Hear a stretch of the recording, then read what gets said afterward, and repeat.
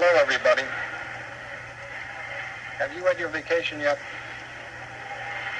August is a good month for a holiday. For 2 years, my vacation has been postponed by polio. But I remember what vacations are like. And maybe I'll have one again next summer. I'd do anything for the emergency march of dimes. But all I can do now is to ask you to help us. Thousands of us who still need your help. Have fun wherever you go. But please don't forget the polio patients. You can't go anywhere without your help. Thank you, everybody.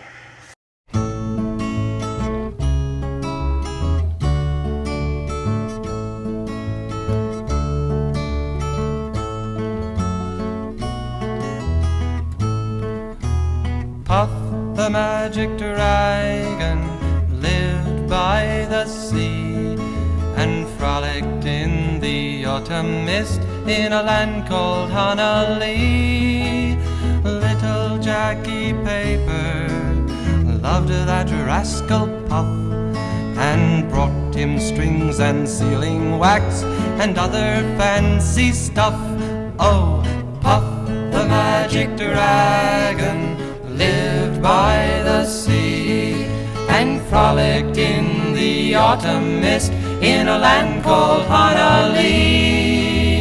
Puff the magic dragon lived. Polio was the most dreaded childhood disease of the 20th century in the United States. Polio is a disease that affects limbs, respiratory muscles, results in permanent disability and even death. Polio often affected children, and it was called infantile paralysis. Once afflicted with polio, kids were pulled out of school. They were left home. They did not participate in activities. They were robbed of their childhood. With the support of the National Foundation of Infantile Paralysis and the vision of Daniel Harrington, Camp Sea Haven was founded on Plum Island in 1947 to give children with polio a free vacation. Lived by the sea and frolicked in the autumn mist in a land called Honolulu. Together they would travel on a boat with billowed sail. Jackie kept a lookout perched on Puff's gigantic tail. Noble kings and princes would bow whene'er they came. Pirate ships would lower their flags when Puff roared out his name. Oh, Puff the magic dragon lived. I was diagnosed 8 years old in 1945. I believe it was the month of October, and I had a very high fever.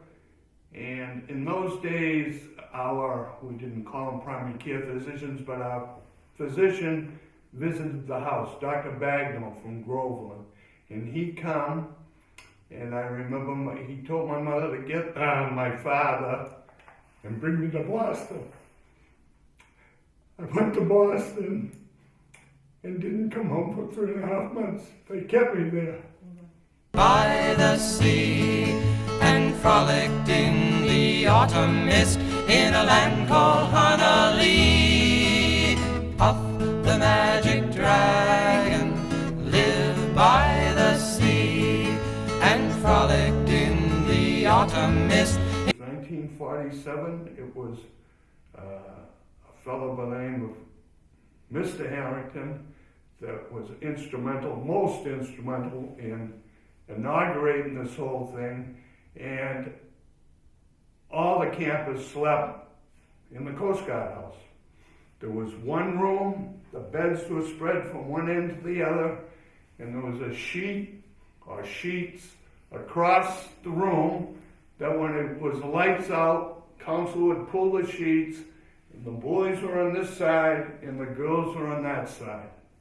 In a land called Hanalei, a dragon lives forever, but not so little boys.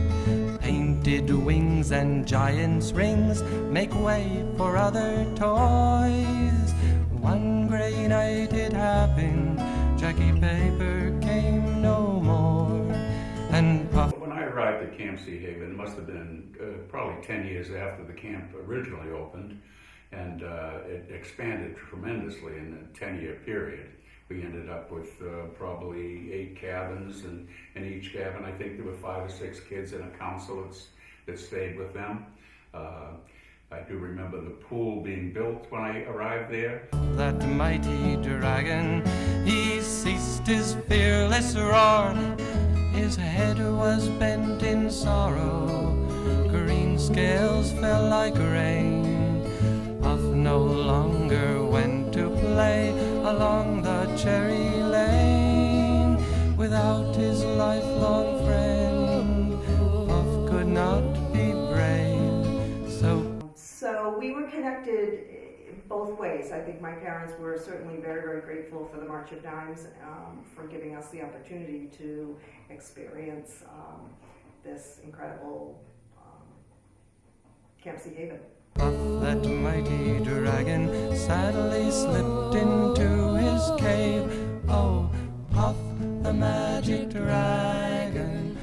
Special times, special memories, an incredible experience. You felt free, you felt safe, you felt privileged in a way that a person with a disability, I guess, wouldn't normally feel. Land called Hanalei, Puff, the magic dragon, lived by the sea and frolicked in the autumn mist in a land called Hanalei.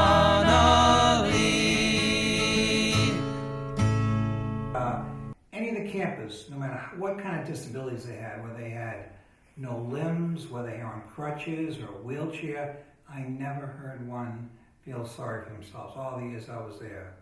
And that was quite uplifting. And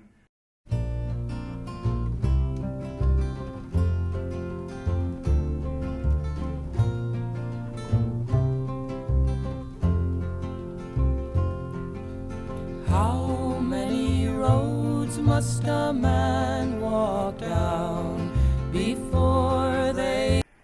One of the really fun things that I do recall was the event Christmas in July. It was held on July 25th, and the reason we did it was we wouldn't all be together December 25th.